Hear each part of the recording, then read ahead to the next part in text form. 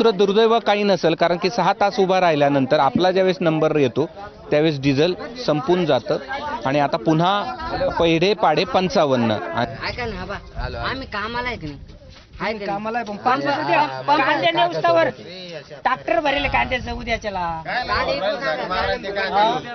हो सडू राहिले ते काय करता? चालू करून पाय बरं. घ्या तुमच्या हाताने. नाही कर ना आता. आम्हाला जर येत असतं तर आम्ही काय, अरे आम्ही नसतं चालू केलं का?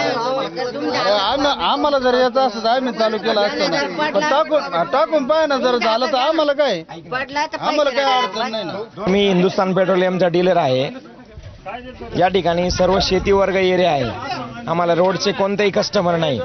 आम्हाला सर्व शेतकरी कस्टमर आहे. शेतकरी आता आम्हाला शिव्या घालतात ना डायरेक्ट इथपर्यंत नंबरला, आणि कोणी शिव्या घालणं साहजिक आहे ना. तो जर 3 वाजल्यापासून नंबरला आहे, आज रात्री 12 वाजले, त्याला जर डिझेल मिळालं नाही आणि आमचा नाईलाज, आम्ही संपेपर्यंत या ठिकाणी पंप चालवलेला आहे. जेवढा स्टॉक आम्हाला आला तेवढा स्टॉक संपेपर्यंत आम्ही आमचा आउटलेट चालवलेला आहे.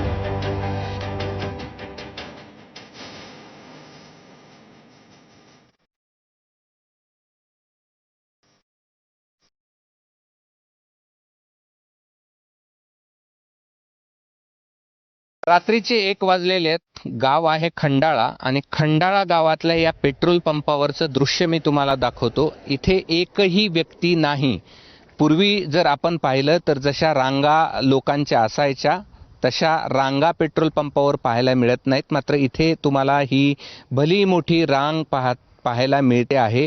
कॅनमधली ही दोरी अशी आहे की कुणी मागे पुढे हे करू नयेत. बघा याच्यावरती नाव आहे, हे अजयचं कॅन आहे, हे पण अजयचं कॅन आहे. हे इथे पण एक वेगळं नाव तुम्हाला पाहायला मिळत आहे. ती दोरी पांढरी ती कुणी बांधली तुम्ही?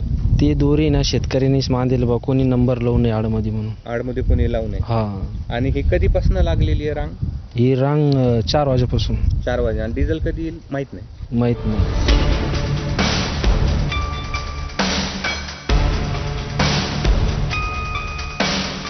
मराठवाड्यात पूर्वी असं चित्र असायचं, पाण्यासाठी रांग लावलेली असायची. मात्र आता जर आपण पाहिले तर ही सगळी रांग या ठिकाणी डिझेलसाठी लावलेली आपल्याला पाहायला मिळते आहे.